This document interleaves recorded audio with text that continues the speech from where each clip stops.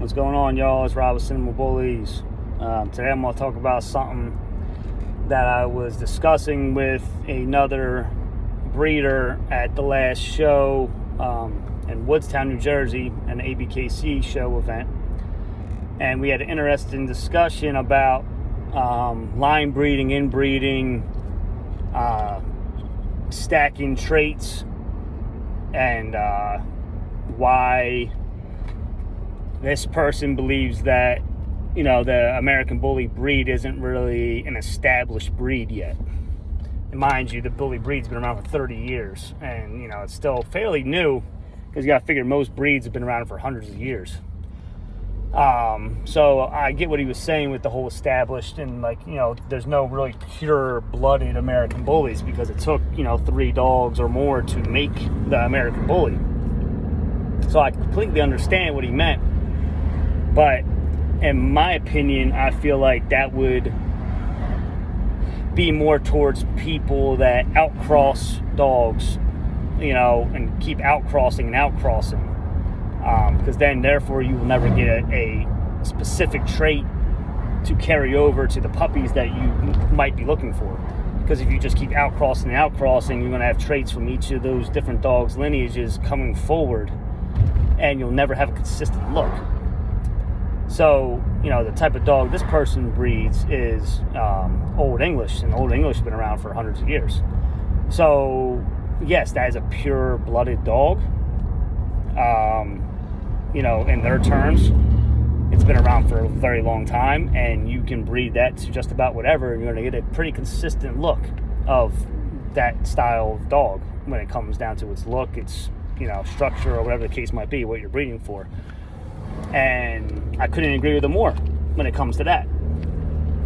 What I disagree with, and I state constantly on my platform, is that inbreeding and live breeding is essential to locking in traits, to purify the blood as pure as you can get it with what you have. So therefore, if you line breed, inbreed for, I'll say no more than 5 generations, you should have a very consistent look, and you should have, a very distinguished style of dog that you like and that you can produce because of the line breeding and inbreeding that you've done. Now, once you get to that 4th generation of line breeding or inbreeding, then I think it's time to outcross the dog. And this is when I believe that you should stack the traits that you most desire when you look for an outcross. Should you have some similar blood in there? I think so. Could I be wrong? I could be, but this is my opinion. And I proved my opinion with Cinema Bullies Morbius, which is 3 times stacks, 3 times game changer, all in the first 4 generations of the dog's pet. And also got, Hall of Fame Crown Cities Rome in there twice. I think the second time is actually the 5th generation back, but within 5 generations you got Rome in there twice. And so you got very good dogs that are from the beginning. A lot of those dogs from the beginning didn't really have all the problems as these new dogs have today, which is why I went back. So going back, in my opinion, if you want to do this right, is the way to go, because going back, you can correct all the fuckery that went on after the people that were trying to do it right back then, compared to the people now that just breed to the hype dogs, that breed to the hottest stud out, to, whatever the case is, and they just, produce fault after defect after defect, and you got dogs dying before 2 years of age. Now, back then, a lot of these old school dogs lived to be 10 or older, 10, 12, 15, and now you're lucky if your dog lives to 5. So to me, I think that, line breeding and inbreeding is essential for the American Bully to purify the blood as pure as possible to what you have in your yard specifically. Now, once you get over 4 or 5 times, like I've stated, I think then it's time to do the outcross. And that's when I believe that trait stacking is very important, and you really need to know your stuff, and then, you know, look at the dog, but then also look at its health, not just the physical features of the dog, because you don't want those bad health, you know, issues to pass over to those new puppies that you worked hard to produce, especially if you own the female, that you say you bought a female specifically for an outcross. You want to know that dog's whole lineage. You want to go back 8 generations. Far as you can go back till it says unknown geology.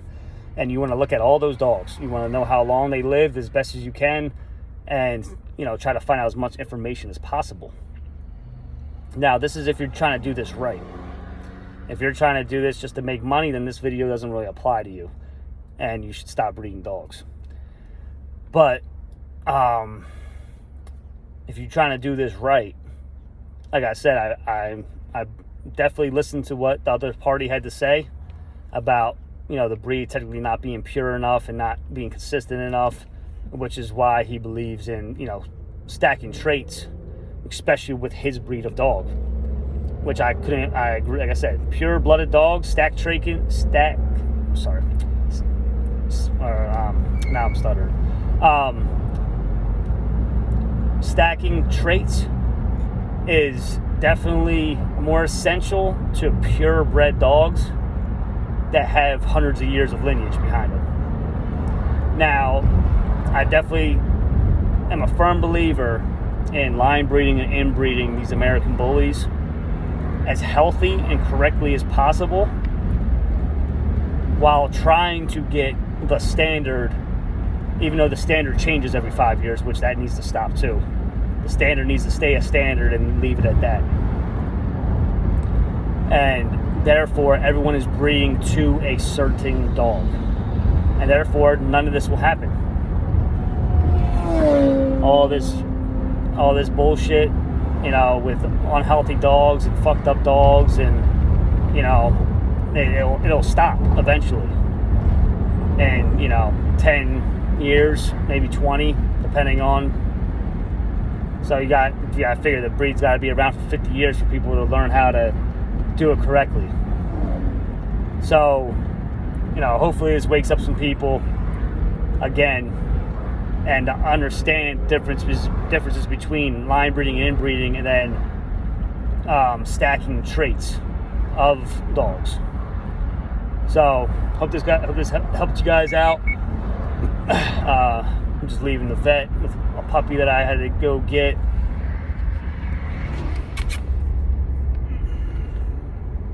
Little tri female. She's cute.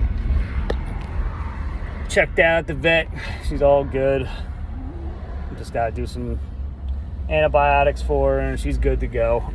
And that's a whole other video I'm gonna make about doing pup back deals on litters and co-owning dogs, and making sure that people are doing their due diligence of taking care of the puppies correctly, and to keep issues from happening on their part and for your part with your pup back deal or your, you know, co-ownership or whatever you have.